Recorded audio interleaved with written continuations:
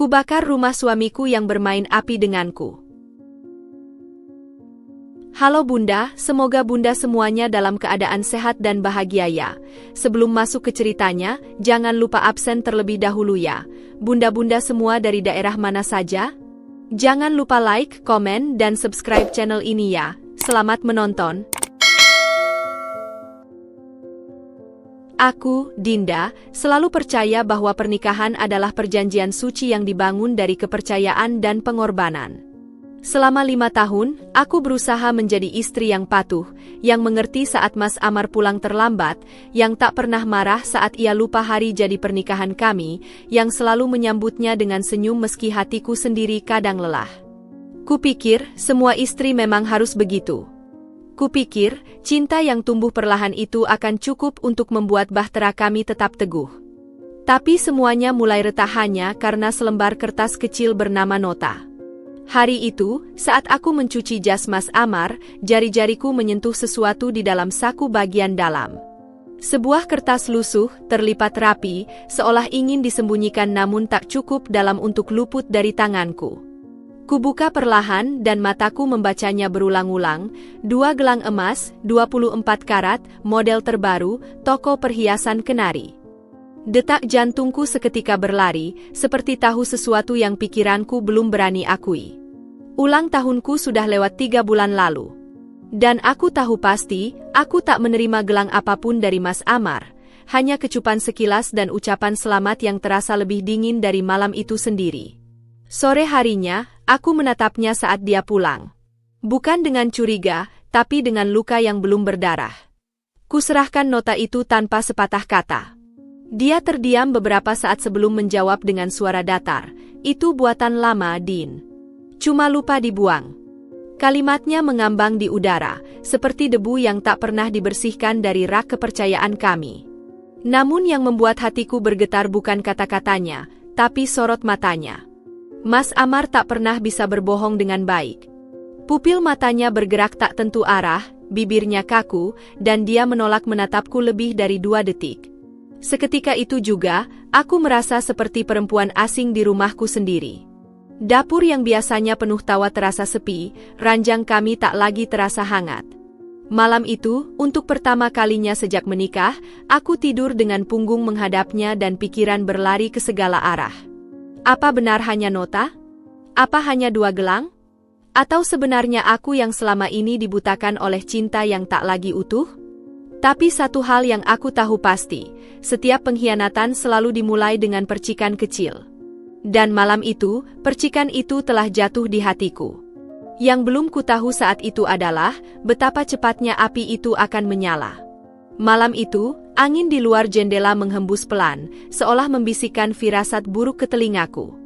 Aku duduk di tepi ranjang, memandangi punggung Mas Amar yang tertidur dengan wajah damai seakan hidupnya bebas dari beban. Ironi. Sebab di sisi yang sama dari ranjang itu, aku sedang menahan gelombang amarah dan ketakutan yang makin sulit kupendam. Selama seminggu sejak kutemukan nota itu, aku mencoba menenangkan diri, memberi dia ruang untuk menjelaskan lebih dari sekadar alasan murahan. Tapi hari demi hari berlalu tanpa penjelasan, tanpa perubahan sikap, hanya rutinitas pura-pura yang melelahkan. Tanganku bergetar saat meraih ponselnya dari meja samping. Aku tahu, ini adalah pelanggaran privasi. Tapi lebih dari itu, aku tahu hatiku tak akan pernah tenang sebelum menemukan kebenaran yang lengkap. Keringat dingin merembes dari tengkuku saat layar menyala. Kata sandinya masih sama, tanggal pernikahan kami. Ada kelegaan kecil di situ, seolah dia belum menggantiku sepenuhnya. Tapi kelegaan itu lenyap seketika ketika ku ketuk ikon pesan. Scroll demi scroll, aku lihat percakapan-percakapan kosong dengan rekan kerja, grup kantor, dan keluarga. Tapi di antara itu semua, satu nama membuat nafasku tercekat, M. Sebuah inisial yang seharusnya tak berarti, tapi malam itu, rasanya seperti bom waktu.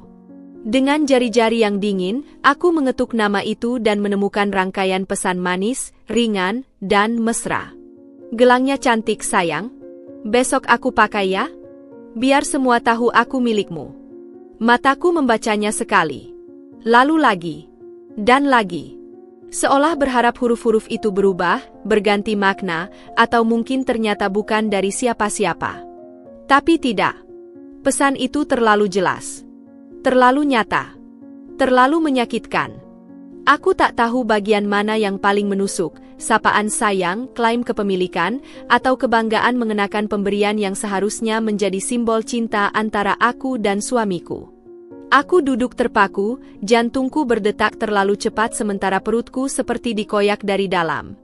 Emosi bercampur aduk, marah, sedih, jijik, takut, dan entah kenapa, rasa malu. Malu karena selama ini aku percaya.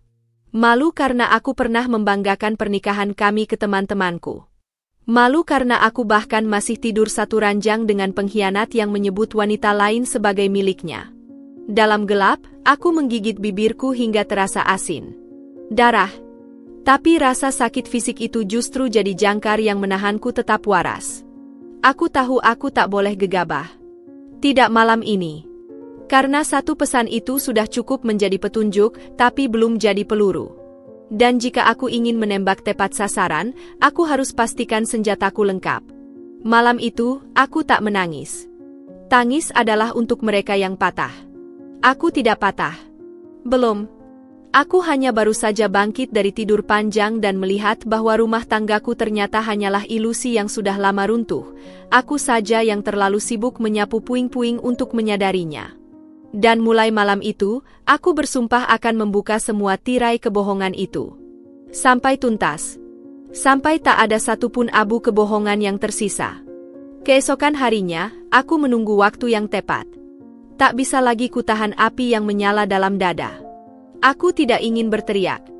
Tidak ingin melempar barang atau meluapkan amarah dengan cara yang biasa.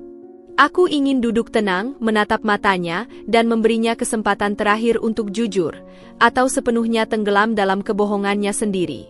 Sore itu, saat ia pulang dan membuka sepatu di depan pintu, aku sudah menunggunya di ruang tamu. Meja sudah rapi. Tak ada kopi. Tak ada senyum. Hanya tatapanku yang dingin menekannya lebih dari kata-kata. Ia tampak terkejut. Mungkin sudah terbiasa melihatku menyambutnya dengan hangat, bukan dengan diam yang memekakkan telinga seperti saat itu. Aku angkat ponselku. Kubuka tangkapan layar pesan dari M dan kutunjukkan padanya tanpa bicara. Detik itu juga, wajahnya berubah pucat. Matanya memerah, bukan karena tangisan, tapi karena ketakutan. Dia tahu, segalanya sudah terbongkar. Untuk beberapa detik dia hanya terdiam, menunduk, seperti anak kecil yang ketahuan mencuri permen. Tapi ini bukan tentang permen. Ini tentang pernikahan kami. Tentang kepercayaan yang dihancurkan dengan sembarangan. Aku cuma sesaat lemah, Din, akhirnya ia berkata dengan suara serak. Lalu, tanpa aba-aba, ia jatuh berlutut di depan kursi tempatku duduk. Tangan-tangannya menggenggam lututku, memohon dengan gemetar. Aku akan putus dengan Mala. Aku janji. Dia bukan siapa-siapa. Aku bodoh. Aku hilaf. Tapi aku cinta kamu, Din. Kamu istriku. Rumah ini, kamu, segalanya buatku. Kata-kata itu mungkin akan berarti jika keluar dari mulut Mas Amar yang aku kenal dulu. Tapi hari itu, kata-katanya seperti debu. Ringan, palsu, dan tidak bisa membangun kembali apa yang sudah hancur. Aku menatap wajahnya yang kini dibasahi air mata. Tapi tak kutemukan apa-apa di sana. Tidak ada penyesalan sejati. Tidak ada rasa hormat yang tersisa. Hanya kepanikan seorang pria yang tahu dunianya mulai runtuh. Dan yang lebih menyakitkan, dia bukan menyesal karena menyakitiku, tapi karena tertangkap basah. Aku menarik kakiku pelan dari genggamannya. Berdiri tanpa berkata. Hanya memandangnya sebentar. Aku tidak ingin debat. Tidak ingin penjelasan yang lebih panjang. Sudah cukup. Kata putus dari mulutnya justru membuatku makin muak. Seolah-olah malah hanya gangguan kecil, sepele, yang bisa dibuang begitu saja. Padahal dia, perempuan lain itu, telah menjadi bagian dari hidup suamiku, dari waktu, dari uang, dari pikirannya. Dan lebih dari itu, malah telah menjadi simbol pengkhianatan yang telanjang. Dalam hati, aku tahu. Air mata pria bukan lagi jaminan ketulusan. Dulu mungkin bisa. Tapi tidak hari ini. Tidak setelah semuanya terbongkar. Aku pergi meninggalkannya di sana, berlutut dalam keputusasaan buatannya sendiri. Dan untuk pertama kalinya sejak menikah, aku merasa lebih tinggi dari Mas Amar. Aku tidak menang malam itu. Tapi aku tahu, aku telah mengambil kembali satu hal penting yang selama ini kuberikan tanpa syarat, kendali atas diriku sendiri. Setelah malam pengakuan palsu itu, aku berubah. Bukan berubah jadi pemarah, bukan pula jadi wanita yang meratap. Aku berubah menjadi seseorang yang lebih senyap, lebih tajam, lebih teliti. Aku tahu, luka yang tak diobati dengan kebenaran akan bernanah dan membunuh pelan-pelan. Jadi, aku memilih menjadi penyembuh untuk diriku sendiri, dengan cara paling tenang dan paling dingin yang bisa kulakukan. Mencari bukti, satu persatu, tanpa Mas Amar tahu bahwa aku masih berjalan di rumah ini dengan telinga dan mata terbuka lebar. Setiap pagi, aku mengantar Mas Amar ke pintu seperti biasa. Senyumku tipis, bahkan lebih manis dari sebelumnya. Aku memberinya bekal makan siang, mencium pipinya seperti dulu. Tapi di balik itu semua, aku mencatat. Jam berangkat, jam pulang, jenis pakaian yang dikenakan, bahkan parfum yang ia pakai. Dan setiap malam, saat ia tertidur dengan posisi yang mulai asing bagiku, aku kembali menyusuri jejak digital yang ia tinggalkan, email, pesan, riwayat pencarian, lokasi. Aku bahkan mulai menyimpan file dan bukti di folder rahasia di laptopku, terenkripsi dan berlabel netral, laporan pajak. Sampai pada suatu hari, titik terang itu muncul. Dalam notifikasi aplikasi peta yang tak sengaja ia biarkan aktif, ada lokasi yang membuatku curiga. Sebuah apartemen di kawasan elit, bukan kantor, bukan rumah klien, bukan tempat rapat seperti biasanya. Lokasinya konsisten muncul 2 hingga 3 kali dalam seminggu, hampir selalu di sore hari. Tanpa pikir panjang, aku ambil hari cuti. Kukatakan pada Mas Amar bahwa aku akan ke rumah ibu. Tapi sebenarnya, hari itu aku memulai pengintaian pertamaku. Aku menyewa taksi online dan berhenti beberapa blok sebelum apartemen itu. Dengan kacamata hitam dan hoodie gelap, aku berdiri di seberang gedung, menyamar sebagai pejalan kaki yang sekadar menghindari panas. Kupeluk tasku erat, bukan karena takut, tapi karena di dalamnya ada kamera saku kecil yang siap menangkap apapun yang perlu diabadikan. Dan seperti naskah cerita yang terlalu klise untuk jadi nyata, Mas Amar muncul. Dia turun dari mobil, membuka pintu dengan tergesa, lalu seorang wanita muda berambut lurus sebahu menyambutnya dengan pelukan singkat. Jantungku sejenak berhenti. Rasanya seperti menonton film yang aku bintangi sendiri, tapi tak pernah kusetujui skenarionya.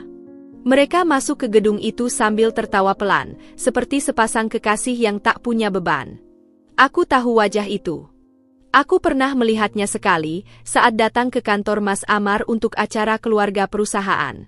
Wanita itu, Mala, sekretaris muda yang katanya cerdas, katanya profesional. Aku ingat bagaimana dia menyapaku dengan senyum sopan sambil menyebutku Bu Dinda, lalu kembali duduk sambil curi pandang ke arah suamiku. Waktu itu aku pikir dia hanya hormat. Ternyata, dia sedang menilai siapa yang harus ia singkirkan. Aku pulang hari itu dengan rekaman yang cukup. Tapi bukan hanya rekaman digital. Yang lebih penting, aku pulang dengan rekaman rasa, pahit, panas, dan penuh dendam yang diam-diam mulai ku kemas dalam rencana.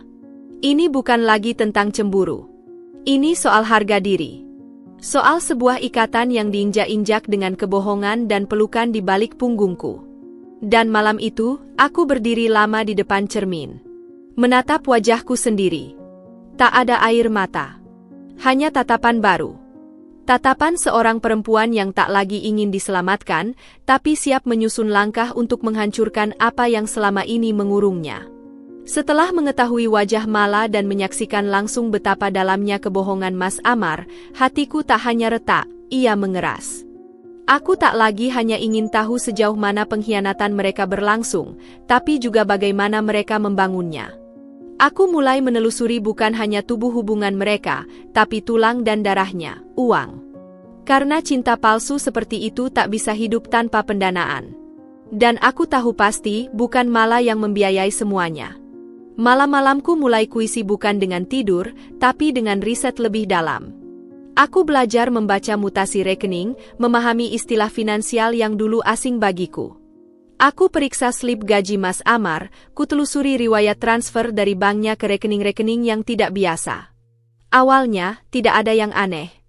Tapi semakin kuperhatikan, semakin banyak tanda-tanda mencurigakan.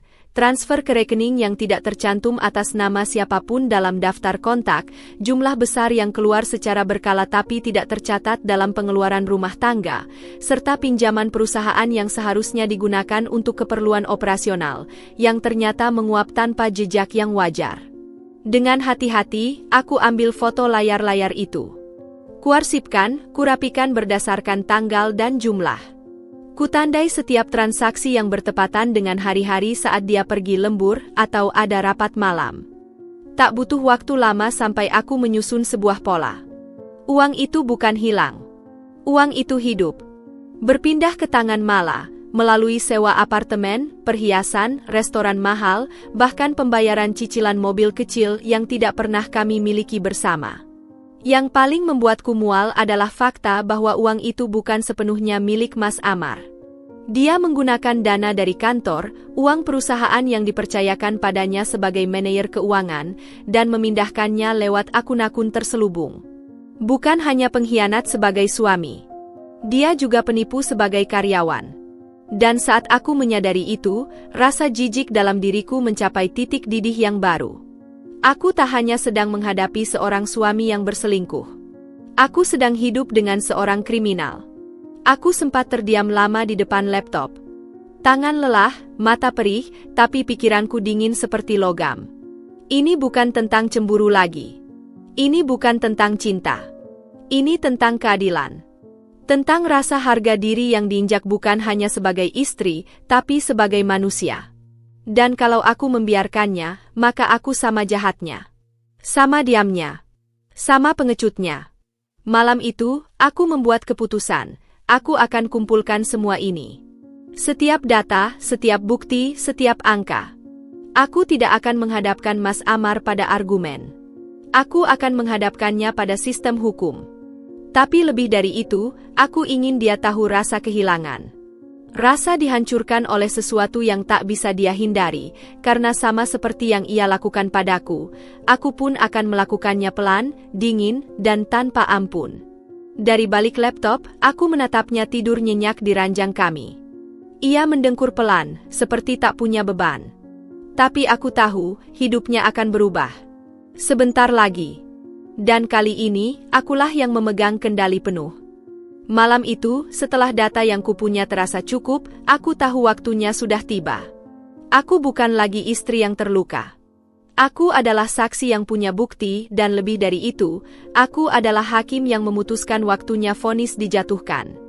Tapi kali ini, bukan dengan teriakan atau air mata. Aku ingin kejatuhannya terasa sepi, namun menghantam keras. Dan untuk itu, aku butuh panggung yang tepat. Bukan rumah. Bukan kantor polisi. Tapi tangan yang paling akan kecewa padanya, atasannya sendiri. Kuperiksa ulang semua bukti. Folder laporan pajak di laptopku kini sudah rapi dan siap dikirim. Ada tangkapan layar mutasi rekening, bukti transfer yang mencurigakan, daftar pengeluaran yang tak sesuai, dan lampiran foto-foto aktivitas Mas Amar bersama Mala di apartemen yang tidak terdaftar sebagai properti keluarga. Bahkan, ada rekaman suara Mas Amar yang sempat kuambil diam-diam, saat dia mengaku pada seseorang lewat telepon bahwa ia pinjam dana proyek untuk sementara, demi urusan pribadi. Dengan tangan dingin, aku menyusun semuanya dalam bentuk laporan sederhana. Aku belajar dari beberapa dokumen keuangan di internet, cukup profesional untuk dibaca serius, tapi tetap sederhana agar pesan utamanya jelas. Anda sedang mempekerjakan seorang pengkhianat yang juga merugikan perusahaan. Lalu aku cetak semuanya, satu persatu, di malam hari saat rumah sudah sunyi. Tak ada yang tahu. Bahkan printer pun seakan berkonspirasi denganku, mencetak dalam keheningan, seperti tahu bahwa lembaran-lembaran ini akan menjadi alat pemusnah yang lebih tajam dari pisau manapun. Paginya, aku pergi ke kantor pos. Tidak dengan wajah tegang. Aku bahkan sempat mampir membeli kopi, duduk sebentar menikmati matahari pagi. Tapi di dalam diriku, badai sedang diam-diam menyusun gelombang besar. Di dalam amplop besar warna coklat tua itu, terkandung akhir dari karir Mas Amar. Dan lebih dari itu, akhir dari topeng yang selama ini dia banggakan. Alamat kantor tempat Mas Amar bekerja kutulis dengan rapi. Kepada Direktur Utama. Tanpa nama. Karena aku tahu, begitu paket itu sampai di meja sekretaris utama, tak akan butuh waktu lama untuk sampai ke tangan yang berwenang. Aku bahkan menambahkan satu hal kecil yang kuketik dengan huruf tebal di halaman depan laporan. Mohon ditindaklanjuti secara internal sebelum laporan ini saya teruskan ke pihak berwajib. Nada ancaman itu bukan basa-basi. Karena aku sudah siap. Kalau mereka mencoba menutup-nutupi, aku tahu harus kemana membawa bukti itu. Aku sudah menghubungi seorang jurnalis freelance secara anonim dan berkata, tunggu saja. Akan ada kasus yang meledak di perusahaan keuangan besar dalam waktu dekat. Dia tertawa waktu itu. Tapi aku tidak. Karena aku serius. Sesudah semuanya selesai, aku pulang. Duduk di dapur. Memasak makan malam seperti biasa. Seolah tak terjadi apa-apa. Mas Amar pulang malam hari itu, mencium keningku seperti biasa, lalu makan tanpa banyak bicara. Dia tak tahu bahwa kursi yang dia duduki malam itu adalah kursi terakhir yang ia tempati sebagai orang terhormat. Karena besok, topengnya akan runtuh. Dan tak ada yang bisa ia lakukan untuk menghentikannya. Malam itu, aku tidur nyenyak. Untuk pertama kalinya dalam berbulan-bulan. Bukan karena luka ini sembuh, tapi karena aku tahu, keadilan sedang berjalan. Perlahan. Tapi pasti. Dan kali ini, bukan Tuhan yang kubiarkan membalas. Tapi aku sendiri, dengan cara yang sangat manusiawi. Hari itu datang lebih cepat dari dugaanku. Pagi itu, Mas Amar pergi seperti biasa. Kemeja rapi, dasi sedikit miring, parfum terlalu tebal seperti pria yang hendak bertemu kekasih gelapnya sebelum jam kerja. Aku hanya menatapnya sambil mengaduk teh di meja. Tidak bilang apa-apa. Tidak mendoakan perjalanan. Hanya diam, seperti langit mendung yang menunggu petir turun. Dalam hati, aku tahu, hari ini badai itu akan pecah. Bukan di rumah, tapi di kantornya. Di tempat dia merasa paling aman. Paling dihargai. Paling dihormati. Sore harinya, aku baru saja selesai mencuci piring saat kudengar suara pintu dibuka dengan kasar. Langkah kaki tergesa masuk ke rumah, seperti orang yang sedang dikejar sesuatu yang tak terlihat. Aku tidak beranjak. Tetap berdiri di dapur, membelakangi pintu. Tapi aku bisa merasakan energi kepanikan itu meluap dari tubuhnya bahkan sebelum dia bicara. Jin, suaranya serak. Nafasnya cepat. Aku dipecat. Aku berbalik pelan. Menatapnya untuk pertama kalinya sore itu.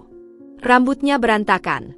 Dasi sudah dilepas, kemeja kusut dan wajahnya, wajah yang dulu selalu percaya diri, sekarang tampak seperti anak kecil yang kehilangan arah di tengah pasar malam. Mereka tahu semua aibku, Din. Tentang rekening. Tentang uang proyek. Tentang Mala. Tentang semuanya yang selama ini aku sembunyikan. Tuhan, mereka punya buktinya semua. Matanya basah. Bukan karena sedih, tapi karena syok. Karena takut. Dia tidak menangis sebagai suami. Dia menangis sebagai terdakwa yang baru saja mendengar vonis sebelum sidang dimulai. Dia mencoba mendekatiku, tapi aku mundur satu langkah. Kamu tahu sesuatu, Din? Kamu tahu tentang semua ini?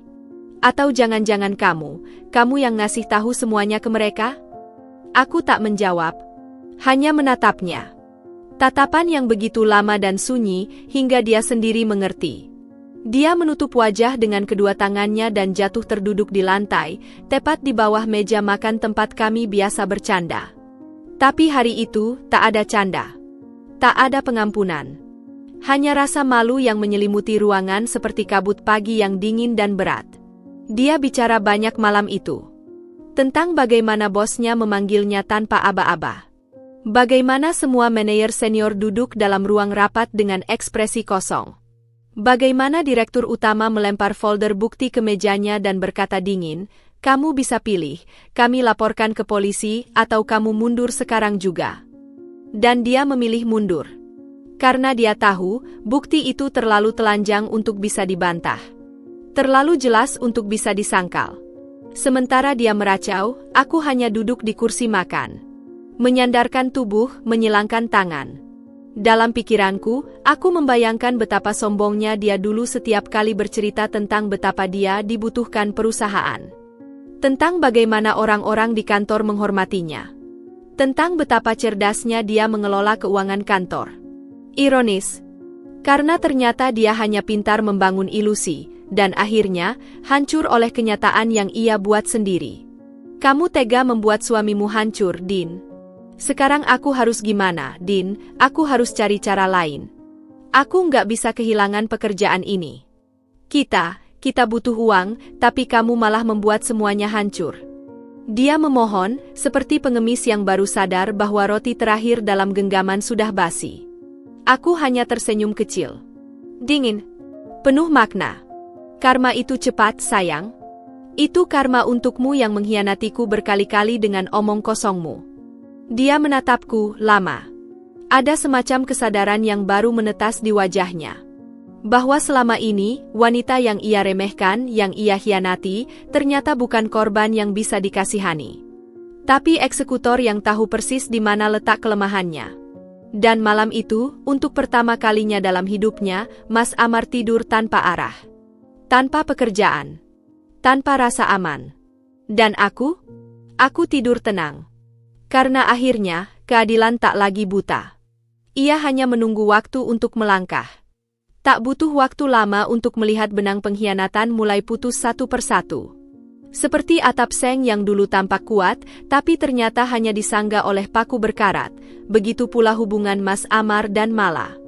Ketika fondasi uang itu runtuh, tak ada lagi yang bisa menahan hubungan mereka tetap berdiri. Aku tidak perlu menyelidiki lebih jauh. Karena saat Mas Amar kehilangan pekerjaannya, Mala menghilang lebih cepat daripada kabar pemecatannya menyebar. Awalnya, Mas Amar masih mencoba menjaga citra. Pagi-pagi dia berdandan rapi, pura-pura berangkat kerja, seolah hidupnya belum porak-poranda. Tapi aku tahu. Aku selalu tahu. Ia hanya pergi ke warung kopi pinggir jalan, duduk memandangi layar ponsel yang kini tak lagi sibuk berbunyi. Tidak ada email dari kantor. Tidak ada jadwal meeting. Dan yang paling membuatnya cemas, tidak ada pesan dari Mala. Selama 2 hari berturut-turut, aku lihat dia berkali-kali membuka chat, mengetik sesuatu, lalu menghapusnya. Kadang menghela napas, kadang memaki pelan. Aku bisa menebak, dia mencoba menghubungi kekasih gelapnya, berharap mendapat simpati, pelarian, atau minimal pelukan palsu yang dulu ia kejar dengan penuh gairah. Tapi nyatanya, pesan-pesan itu tidak pernah dibalas. Lalu, di hari ketiga, ia mencoba menelepon. Tapi terdengar suara otomatis, nomor yang Anda tuju tidak dapat dihubungi. Dia mencoba lagi. Sampai akhirnya dia menggebrak meja ruang tamu, membuat gelas teh yang belum kuminum jatuh dan pecah. Dia blok aku, Din. Suaranya panik, tercampur marah dan kebodohan yang akhirnya menyadari dirinya sendiri. Aku hanya menatapnya sekilas. Tak ada reaksi. Tidak ingin memberi api pada arang yang sudah habis. Tapi di dalam diriku, aku tertawa. Tertawa dalam diam, puas melihat bagaimana wanita yang ia agung-agungkan dulu, yang katanya memahami dia lebih dari siapapun, sekarang menghilang begitu uang berhenti mengalir. Ternyata malah bukan kekasih, tapi pelanggan. Dan kini, langganannya sudah bangkrut. 1 minggu setelah pemecatan itu, sebuah kabar kecil sampai padaku. Bukan dari orang kantor, bukan pula dari teman gosip. Tapi dari seorang tetangga Mala di apartemen. Ia adalah teman lamaku saat kuliah, kami tak pernah dekat, tapi cukup akrab untuk berbagi kabar ringan. Dengan suara setengah berbisik di telepon, ia berkata, Din, kayaknya cewek yang dulu sering sama suamimu itu udah nggak di sini. Dia pindah mendadak. Katanya nggak bayar sewa 2 bulan terakhir. Terus, dengar-dengar dia juga ditinggal cowok barunya, padahal katanya lagi hamil. Aku terdiam. Bukan karena kaget, tapi karena hidup benar-benar tahu bagaimana cara mengembalikan keadilan dengan cara paling menyakitkan. Mala, yang dulu merasa menang, sekarang terjebak dalam permainan yang ia mulai sendiri. Mengira dia bisa naik kelas dengan menyabotase pernikahan orang lain. Nyatanya, dia hanya mengubur dirinya di dasar lubang yang ia gali bersama Amar. Di sore yang tenang itu, aku duduk di beranda rumah, meminum teh hangat sambil membaca novel.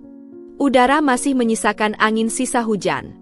Mas Amar di dalam, tertidur di sofa, terlalu lelah untuk bicara. Dan malah? Entah di mana. Tapi aku yakin satu hal, di antara kita bertiga, hanya aku yang tidak sedang dihantui penyesalan. Karena aku tidak lari. Aku berdiri. Dan aku menang. Semua orang mengira pembalasan dendam itu harus berapi-api. Penuh teriakan, kemarahan, atau ledakan emosi. Tapi bagiku, pembalasan yang paling sempurna adalah yang dilakukan dalam diam. Tanpa perlu suara.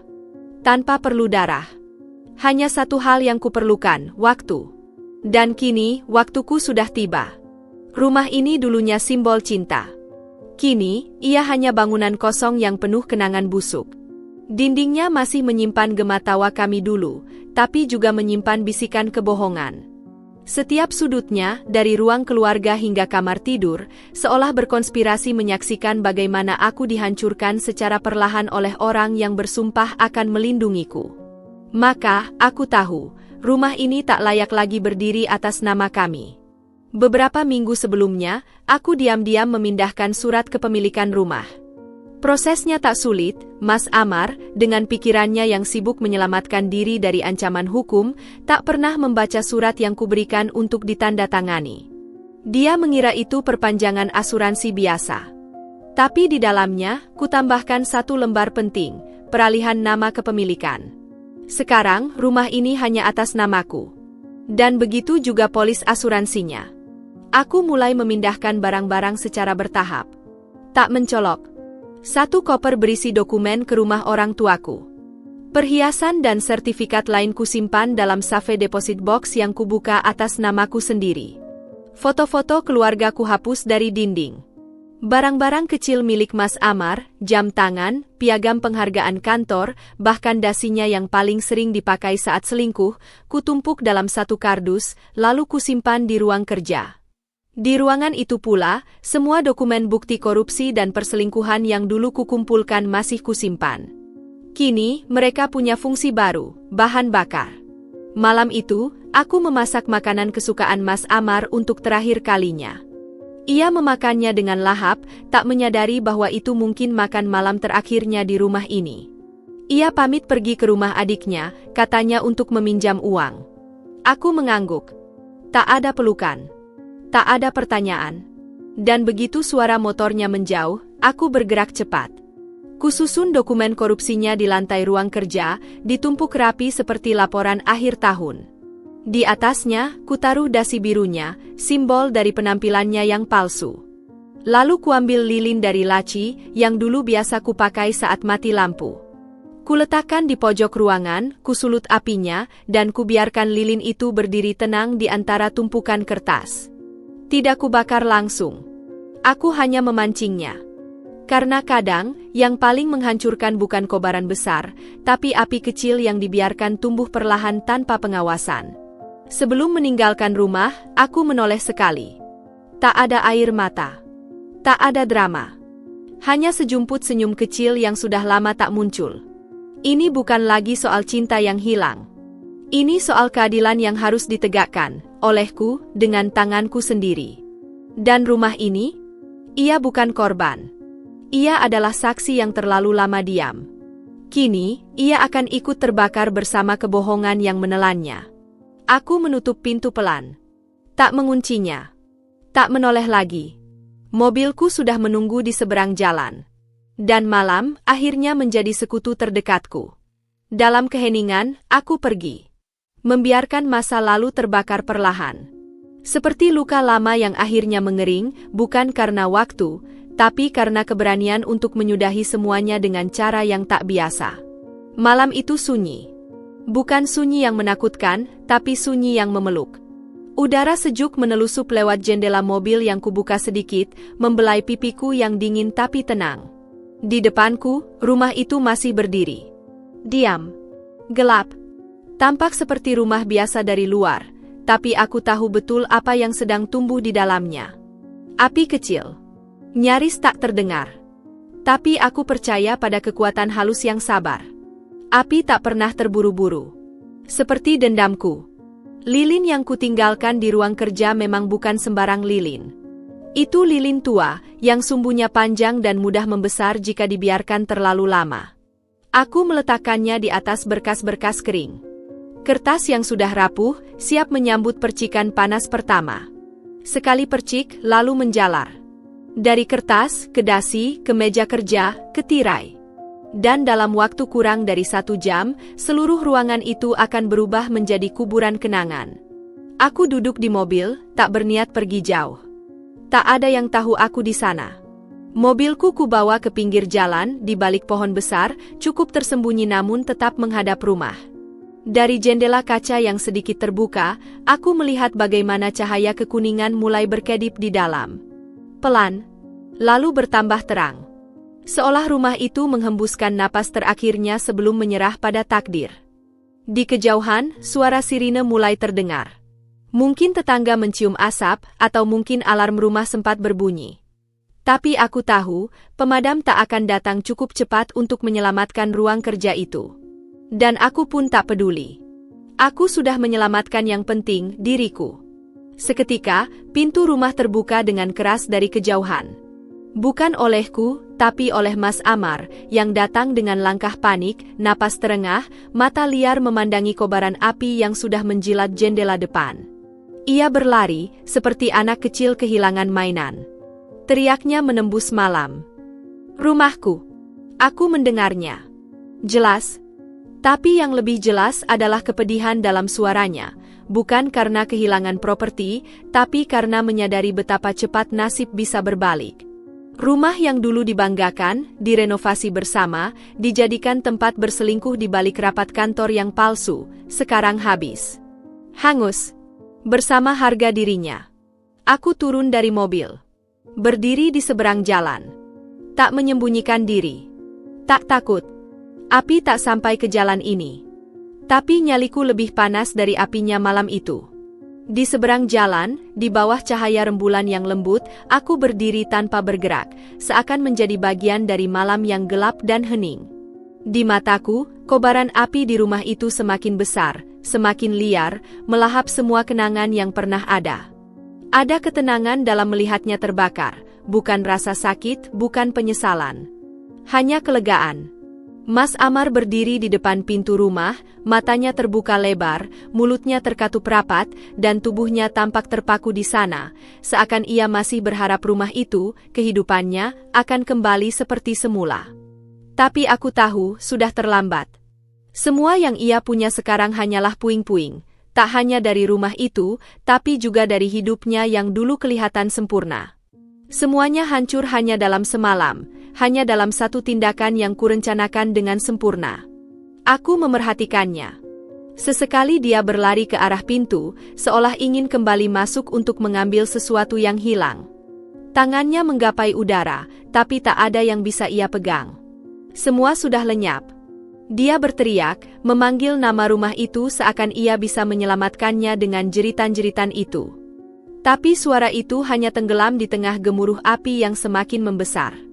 Tak lama kemudian, sirene dari mobil pemadam kebakaran terdengar mendekat, mengiringi langkah kaki orang-orang yang berlarian keluar dari rumah tetangga. Tapi aku tetap berdiri di tempatku, seolah aku adalah bagian dari kebakaran itu sendiri, melihat tanpa perlu berbuat apa-apa. Aku tahu mereka semua akan berusaha memadamkan api, tapi tak ada yang bisa menyelamatkan sisa-sisa masa lalu yang telah dikubur dalam api itu. Dari kejauhan, aku bisa melihatnya berdiri di sana, gelisah, hampir tidak bisa bernapas. Aku bisa melihat betapa ia berjuang dengan kebodohannya sendiri, berusaha meyakinkan dirinya bahwa semuanya masih bisa diperbaiki. Bahwa masih ada jalan untuk keluar dari kekacauan ini. Tapi saat api menyala lebih tinggi, aku tahu bahwa tak ada yang bisa ia lakukan. Ia terjebak dalam kehancuran yang ia ciptakan sendiri. Aku menyentuh bagian samping mobil, merasakan dinginnya logam yang kini terasa sangat menyegarkan di tanganku. Aku memejamkan mata sejenak. Bisa merasakan udara malam yang segar memasuki paru-paruku. Tidak ada rasa sedih. Tidak ada rasa kasihan. Hanya kedamaian yang datang setelah berbulan-bulan menunggu momen ini tiba. Beberapa petugas pemadam kebakaran mulai tiba, berlarian dengan alat pemadam mereka. Mereka mencoba menahan kobaran api, mengarahkan selang-selang air ke rumah yang kini sudah menjadi lautan api. Tetapi aku tahu, meskipun mereka berhasil memadamkannya, apinya takkan bisa padam begitu saja, karena api itu telah merambat jauh ke dalam hatiku dan ke dalam hati Mas Amar. Di dalam mobil, aku merasa tenang. Selama ini, hidupku telah dipenuhi dengan kebohongan, ketidakpastian, dan rasa sakit yang ditanamkan oleh seseorang yang seharusnya melindungiku. Tapi malam ini, semuanya berbeda. Api itu bukan hanya menghancurkan rumah, tapi juga menghancurkan semua ilusi yang telah dibangun selama bertahun-tahun. Itu adalah pembebasanku. Aku mendengar langkah kaki Mas Amar yang mendekat, masih terengah-engah, mencoba menghindari pandanganku. Tapi aku tak bergeming. Aku tidak perlu berkata apa-apa. Apa yang bisa kuucapkan? Semuanya sudah jelas. Apa yang bisa dia katakan selain kebohongan yang sudah terlalu sering aku dengar? Aku hanya menunggu saat itu datang, ketika dia akhirnya mengerti bahwa ini adalah akibat dari setiap keputusan yang ia ambil. Dia mencoba menatapku, matanya penuh dengan keputusasaan. Namun, yang aku lihat bukan penyesalan atau permohonan maaf. Itu adalah ketakutan yang murni, takut bahwa hidupnya yang selama ini terlihat begitu kokoh kini runtuh dalam sekejap. Tak ada yang tersisa selain bayangannya yang dilihat api itu. Tanpa kata, tanpa perasaan lebih, aku kembali menyalakan mesin mobilku. Perlahan, aku mulai menarik gas, meninggalkan rumah itu di belakangku, sementara api yang membakar memantulkan cahaya merah ke langit malam, seperti tanda dari dunia yang telah menutup satu bab cerita dalam hidupku. Tidak ada air mata yang jatuh, tidak ada penyesalan yang terucap. Aku hanya menatap ke depan, menikmati rasa ringan di dada, sebuah perasaan yang hanya bisa datang setelah beban besar diangkat. Dan meskipun api itu masih membara di kejauhan, aku tahu bahwa bagiku, semuanya sudah selesai. Masa lalu itu, yang selama ini menghantui, akhirnya benar-benar terhapus. Aku menatap jalan di depanku, dan untuk pertama kalinya dalam hidupku, aku merasa bebas. Hari-hari setelah kebakaran itu terasa berlalu dengan sangat lambat, seperti sebuah mimpi buruk yang tak kunjung berakhir bagi Mas Amar. Di luar sana, dunia tampak bergerak maju, sementara hidupnya terhenti dalam kehancuran yang perlahan merenggut segalanya. Rumah yang dulu menjadi tempat perlindungannya kini hanya menjadi tumpukan abu. Kehilangan itu bukan hanya pada bangunan fisik, tetapi juga pada kenyataan bahwa ia kehilangan harga diri, keluarganya, dan yang paling parah, kehilangan segala yang ia banggakan. Mas Amar tidak tahu harus mulai dari mana. Setiap langkah yang diambilnya hanya semakin mengarah ke jurang yang lebih dalam. Ia mencoba mencari bantuan, mengemis kepada keluarga dan sahabat-sahabat lamanya, berharap ada tangan yang akan menyelamatkannya. Namun kenyataannya, setiap kali ia menatap mata orang-orang yang dulu dekat dengannya, ia hanya melihat kebencian dan kekecewaan. Mereka semua tahu apa yang telah ia lakukan, korupsi, perselingkuhan, kebohongan. Tidak ada yang bisa ditutupi lagi. Mas Amar adalah pria yang terjebak dalam jebakan yang ia sendiri pasang. Ia pernah mengira, dengan sedikit usaha, segalanya akan kembali seperti semula. Dengan meminjam uang, membayar kembali utang, atau mungkin mencari pekerjaan baru, semuanya bisa dipulihkan. Namun ternyata, tak ada jalan keluar. Perusahaan tempatnya bekerja, yang dulu ia anggap sebagai batu loncatan menuju kesuksesan, kini sudah mencampakkan dirinya. Setelah bukti-bukti korupsinya tersebar, tak ada satupun yang mau membela. Ia dipecat tanpa ampun, dan ancaman untuk melaporkannya ke pihak berwajib masih menghantui hari-harinya. Setiap langkahnya terasa semakin sempit, tak ada lagi ruang untuk bernafas. Bahkan malah, wanita yang dulu menjadi penghibur dalam kelamnya hidup, tak lagi peduli. Setelah tahu bahwa ia tak lagi memiliki uang, malah menghilang begitu saja. Nomor teleponnya berubah, akun media sosialnya tak bisa dihubungi. Tak ada satupun pesan yang dijawab.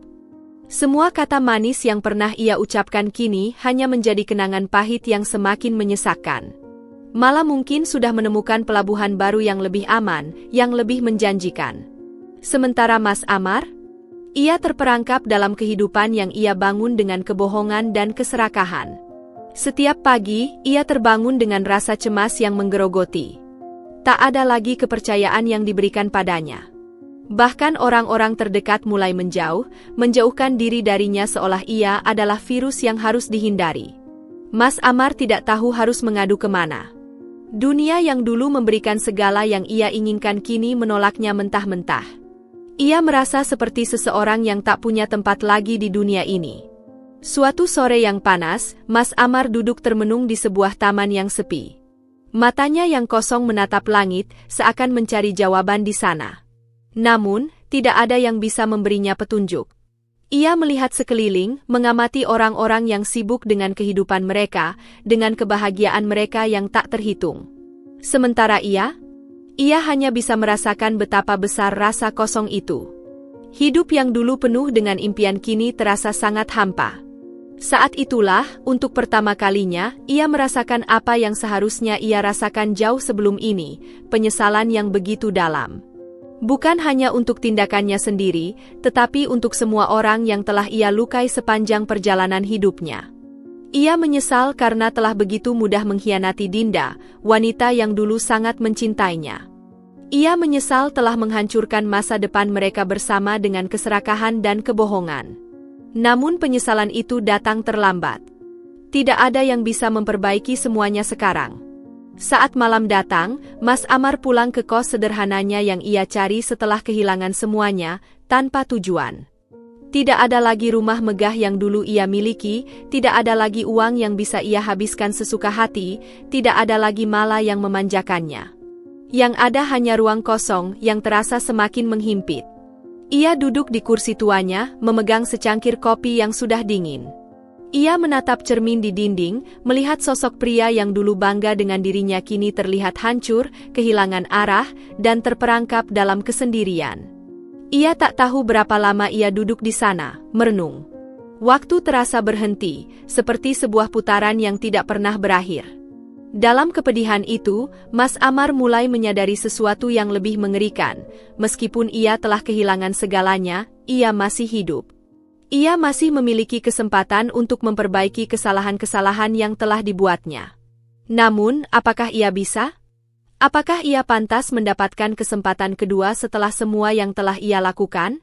Mas Amar menarik napas panjang, meletakkan cangkir kopinya di meja. Ia tahu jawabannya. Tidak ada lagi yang bisa memperbaiki dirinya. Hidupnya sudah terkubur di bawah tumpukan kebohongan dan pengkhianatan yang telah ia buat. Semua yang bisa ia lakukan sekarang hanyalah menerima kenyataan pahit ini, bahwa ia telah dihancurkan oleh dirinya sendiri. Dengan berat hati, ia berjalan ke balkon kosnya, menatap kota yang gemerlap. Sebuah dunia yang terus berjalan, sementara ia terjebak dalam kenangan yang tak bisa ia ubah. Malam itu, untuk pertama kalinya dalam hidupnya, Mas Amar merasa sangat kecil. Dan ia tahu, tidak ada yang bisa menyelamatkannya lagi. Dinda tidak lagi mengenal dirinya yang dulu. Wanita yang dulu penuh dengan keraguan, ketakutan, dan kelemahan kini telah menjadi sosok yang lebih kuat, lebih matang dan lebih tenang. Kebakaran yang menghanguskan rumah itu bukan hanya membakar kenangan buruk yang mengikatnya pada Mas Amar, tetapi juga membuka jalan bagi dirinya untuk benar-benar mulai hidup. Seperti tanaman yang tumbuh setelah badai, Dinda merasakan hidupnya yang baru tumbuh dengan lebih subur, lebih cerah, dan lebih bebas. Selama bertahun-tahun, ia merasa terperangkap dalam hidup yang penuh dengan kebohongan, pengkhianatan, dan ketidakpastian. Ia hanya berputar-putar dalam lingkaran yang tidak pernah membawanya kemana-mana. Namun kini, setelah semua yang telah terjadi, Dinda tahu bahwa ia bisa melangkah keluar dari bayang-bayang masa lalunya. Setiap detik yang berlalu membawa perasaan yang lebih ringan, seolah beban berat yang dulu ada di pundaknya kini sudah hilang. Dengan uang yang ia terima dari asuransi rumah, Dinda memutuskan untuk memulai hidup baru. Ia tidak langsung terburu-buru untuk menginvestasikan uang itu ke dalam hal-hal besar, tetapi ia menyadari bahwa kesempatan ini adalah saat yang tepat untuk mewujudkan impian yang selalu ia pendam. Impian yang dulu terhalang oleh perasaan takut dan ketidakpastian, untuk memiliki sesuatu yang sepenuhnya miliknya, untuk menciptakan dunia yang bebas dari segala pengkhianatan. Maka, ia membuka kafe kecil di sudut kota. Kafe itu bukan hanya sekadar tempat untuk menikmati kopi, tetapi juga menjadi tempat di mana ia bisa mengekspresikan dirinya dengan bebas. Setiap sudut kafe itu dipenuhi dengan sentuhan pribadi Dinda, dinding dengan lukisan-lukisan yang ia buat sendiri, meja kayu yang dihias dengan bunga segar, dan suasana yang nyaman, penuh kehangatan. Itu adalah dunia baru yang ia bangun untuk dirinya sendiri, tempat di mana ia bisa mengendalikan setiap detil, tanpa ada yang menghalangi. Pada awalnya, banyak orang meragukan keputusan Dinda untuk membuka kafe. Banyak yang menganggapnya sebagai keputusan impulsif, tanpa perhitungan matang. Namun Dinda tahu bahwa ini adalah jalan yang tepat untuknya. Ia bukan lagi wanita yang takut gagal, yang khawatir akan apa yang orang lain pikirkan. Keputusan itu adalah bukti nyata bahwa ia telah belajar dari kesalahan, dari masa lalu yang penuh dengan ketidakbahagiaan. Kafe itu menjadi tempat yang disukai banyak orang.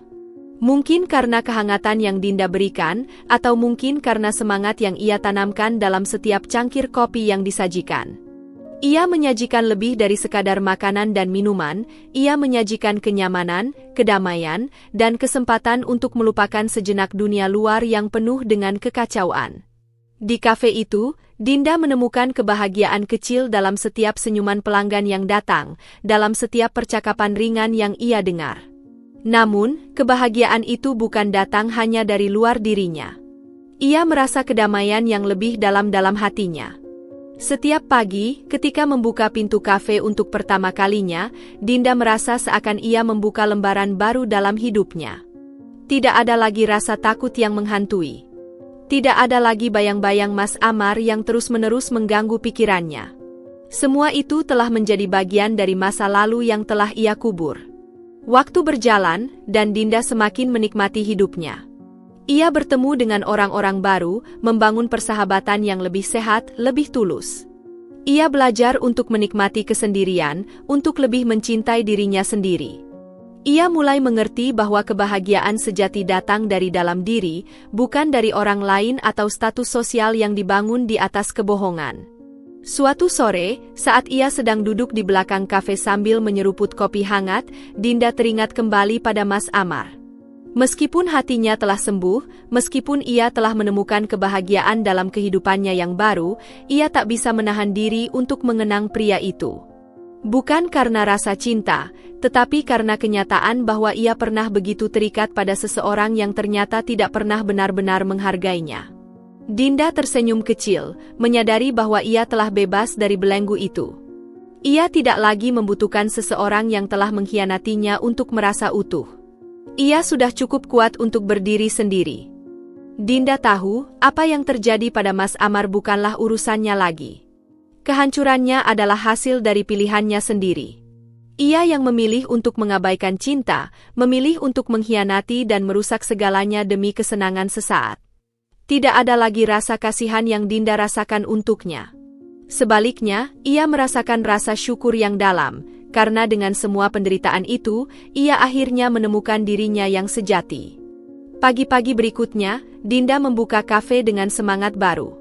Ia tidak lagi menginginkan apapun selain hidup yang damai, hidup yang penuh dengan kebahagiaan sederhana, seperti secangkir kopi yang disajikan dengan penuh cinta. Dan dengan setiap tegukan kopi yang diminum pelanggan, Dinda tahu bahwa ia telah menemukan kebahagiaannya yang sejati. Malah selalu tahu bahwa hidupnya tidak akan pernah berjalan mulus. Sejak pertama kali memutuskan untuk menjalin hubungan dengan Mas Amar, ia sudah memilih jalan yang penuh dengan ambiguitas dan ketidakpastian. Namun, ia selalu meyakinkan dirinya sendiri bahwa segala sesuatunya akan berjalan baik-baik saja, bahwa dia bisa mengendalikan segalanya. Pada awalnya, semua itu terasa seperti sebuah permainan. Mereka berbicara tentang masa depan, tentang impian-impian besar, dan malah merasa seperti seorang wanita yang diberkahi. Uang, kemewahan, perhatian, semua yang ia inginkan ada di ujung jarinya. Mas Amar memenuhi setiap keinginannya dengan cara yang tak pernah ia bayangkan sebelumnya. Namun, ketika segalanya mulai runtuh, malah merasa seolah dunia yang pernah ia banggakan itu perlahan-lahan menghilang. Awalnya, ia tidak terlalu memperhatikan peringatan-peringatan yang datang begitu saja. Tanda-tanda bahwa hubungan dengan Mas Amar bukanlah sesuatu yang bisa bertahan lama. Mas Amar telah mengkhianati istrinya, dan malah tahu bahwa ia hanyalah bagian dari permainan itu, seorang wanita yang hanya dipilih karena kemewahan dan kenikmatan sesaat. Tapi itu tidak cukup untuk menghentikan Mala. Pada saat itu, ia merasa tak tergantikan, merasa bahwa ia adalah pusat dari dunia yang dibangun oleh Mas Amar. Segalanya tampak begitu mudah, uang, kebebasan, kemewahan, hanya dengan menjadi bagian dari hubungan terlarang itu. Namun, segala sesuatunya berubah drastis setelah Mas Amar kehilangan pekerjaan. Semua yang dulu ia anggap sebagai kenyamanan dan keamanan tiba-tiba hancur dalam sekejap. Begitu Mas Amar kehilangan segalanya, malah merasa terjebak dalam situasi yang tak bisa lagi ia kendalikan. Uang yang dulu mengalir dengan lancar kini menghilang. Kehidupan mewah yang ia nikmati bersama Mas Amar mendadak lenyap, dan segala janji yang pernah diucapkan kini hanya menjadi kenangan pahit.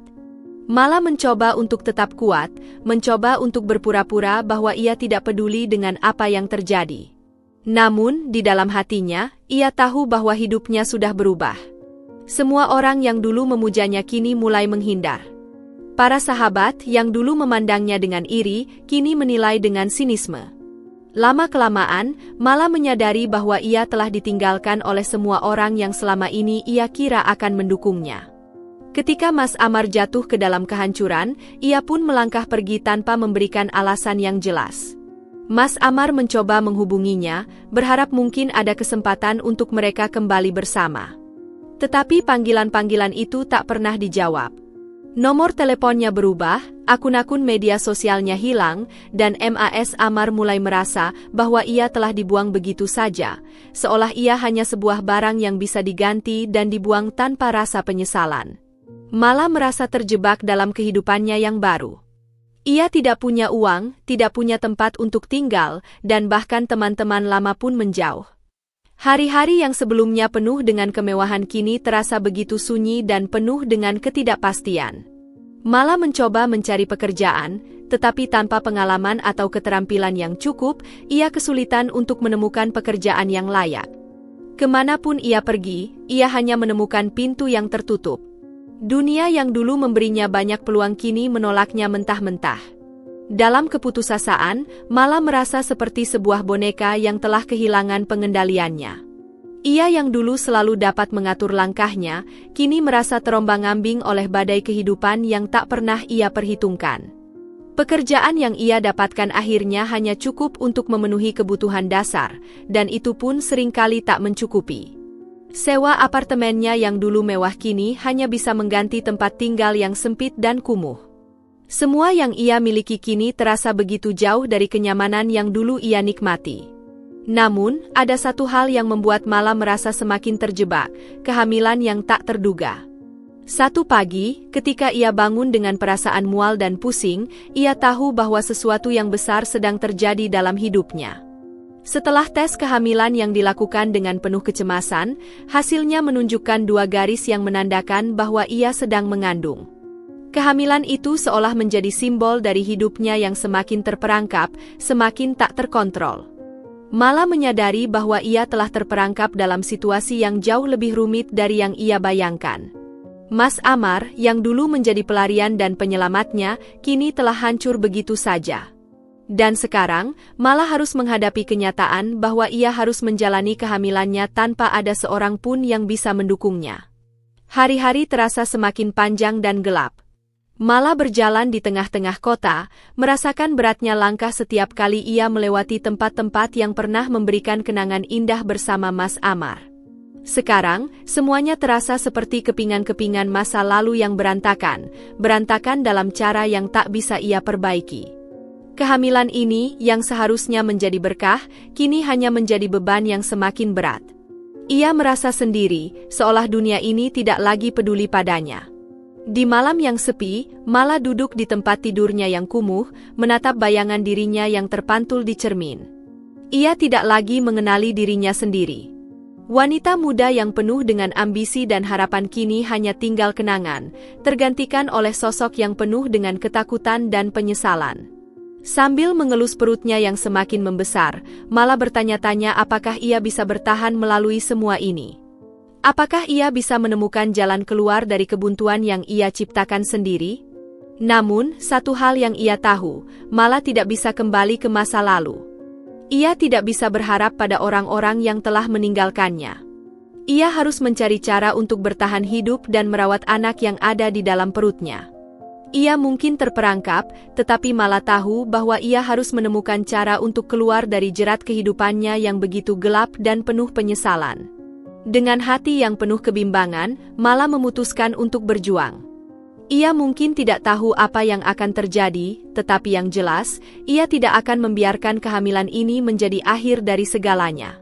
Seperti apapun hidup yang ada di depannya, ia harus bertahan, untuk dirinya sendiri dan untuk anak yang akan ia bawa ke dunia ini.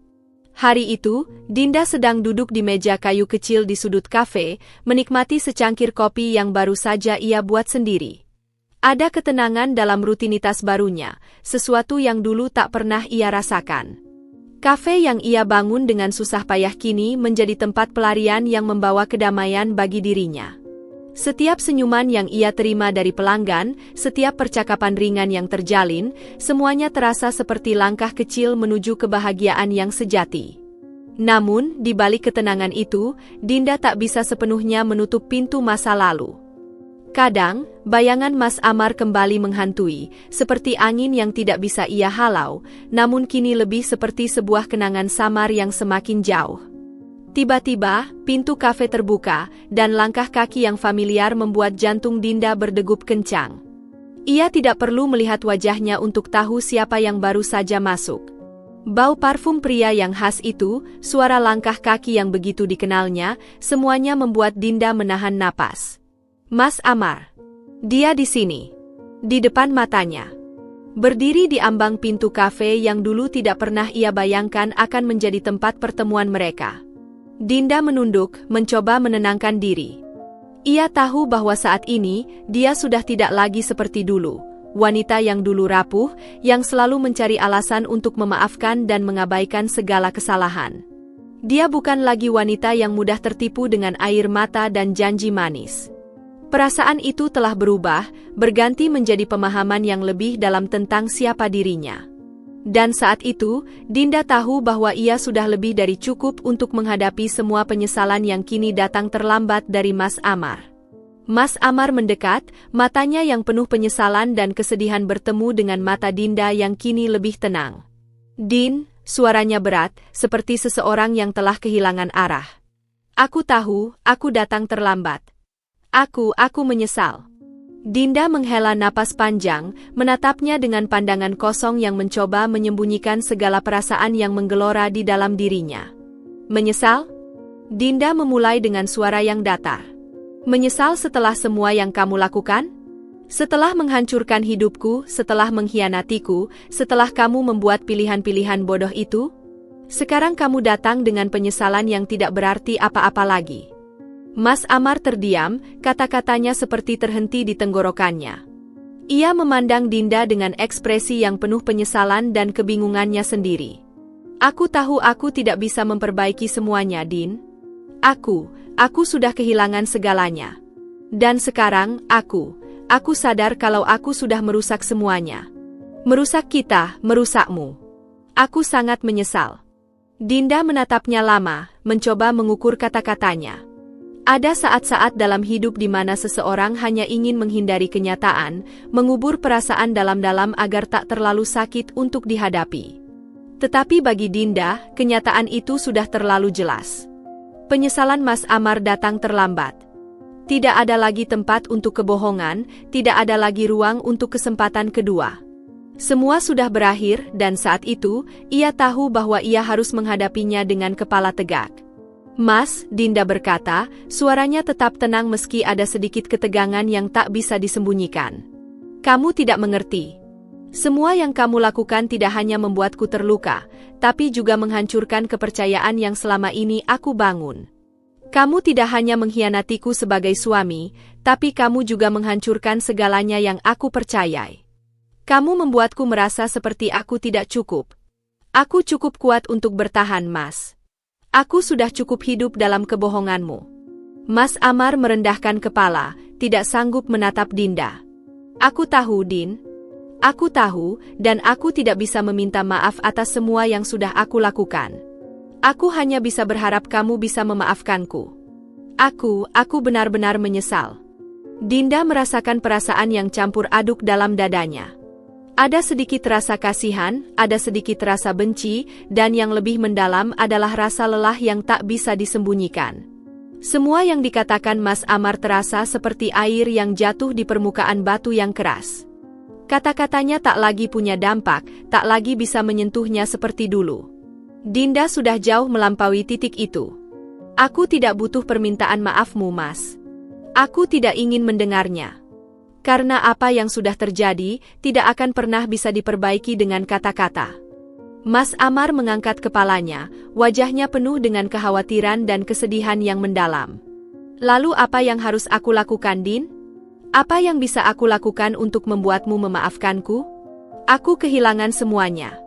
Aku tidak tahu harus kemana lagi. Dinda menatapnya dengan tatapan tajam yang penuh kepastian. Kamu ingin aku memaafkanmu? Kamu ingin aku melupakan semuanya begitu saja?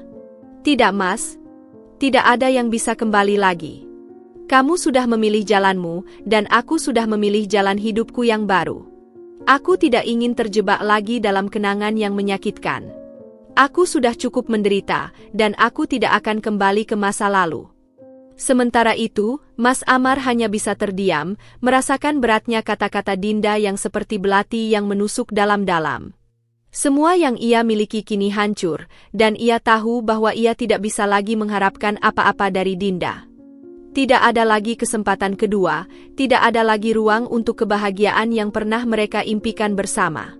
Semua itu telah hilang, dan penyesalan yang datang terlambat hanya menjadi beban yang semakin berat untuk dipikul.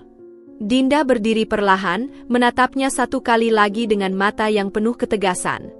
Jangan datang lagi, Mas. Jangan datang dan berharap aku akan memaafkanmu.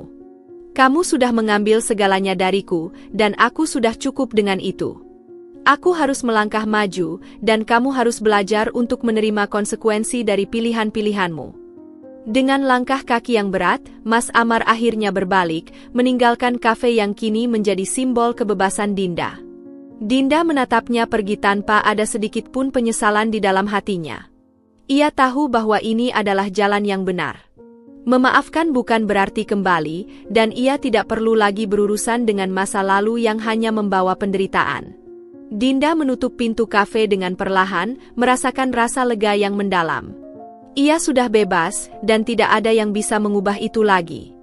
Hari-hari terus berjalan, meski waktu kadang terasa berjalan begitu lambat bagi Dinda. Kafe kecil yang kini menjadi bagian dari hidupnya memberi banyak pelajaran baru yang tidak pernah ia bayangkan sebelumnya. Ada rasa damai yang ia temukan setiap pagi ketika membuka pintu kafe, mencium aroma kopi yang baru diseduh, dan melihat senyum para pelanggan yang menikmati waktu mereka. Hidupnya kini terasa jauh lebih sederhana, tetapi lebih penuh makna. Dunia yang dulu ia kenal, penuh dengan kemewahan, tipu daya, dan kebohongan, seakan telah terhapus begitu saja, digantikan dengan sebuah rutinitas yang penuh dengan kejujuran dan ketenangan. Kafe ini bukan hanya sebuah bisnis, tetapi juga sebuah pelarian, tempat Dinda menemukan kedamaian setelah melalui begitu banyak cobaan. Namun, di dalam ketenangan itu, Dinda tidak pernah benar-benar bisa menghindari bayang-bayang masa lalu. Di malam hari, saat kafe telah tutup dan hanya tersisa suara detak jam dinding, Dinda terkadang teringat pada Mas Amar. Bayangannya, meskipun semakin memudar, masih mengusik pikirannya. Semua rasa sakit, pengkhianatan, dan kebohongan yang pernah ia alami masih tetap tertinggal di dalam dirinya. Tetapi meskipun begitu, Dinda tahu bahwa ia tidak lagi terbelenggu oleh perasaan itu. Masa lalu itu kini hanya sebuah pelajaran yang mengajarkannya tentang siapa dirinya yang sebenarnya. Seorang wanita yang lebih kuat, lebih bijak, dan lebih mandiri daripada yang ia bayangkan sebelumnya. Di luar kafe, kehidupan berjalan dengan caranya sendiri. Dunia ini terus berputar, orang-orang terus maju dengan impian dan harapan mereka, dan Dinda pun melanjutkan langkahnya. Suatu pagi, ketika hujan turun dengan derasnya, Dinda berdiri di depan jendela besar kafe, menatap luar dengan mata yang jauh, seperti menunggu sesuatu yang tak pernah datang. Mungkin itu adalah kenyataan bahwa hidup ini tidak akan pernah sempurna. Mungkin itu adalah penerimaan bahwa setiap luka memiliki proses penyembuhannya sendiri. Dinda sudah menyembuhkan dirinya, meskipun itu tidak selalu mudah.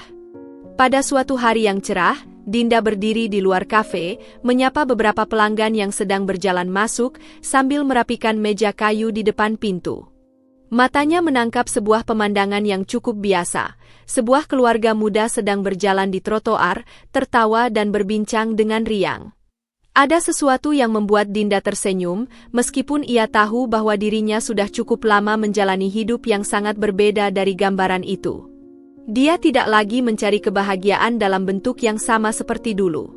Dinda kini tahu bahwa kebahagiaan sejati tidak datang dari orang lain atau dari hal-hal yang bersifat sementara.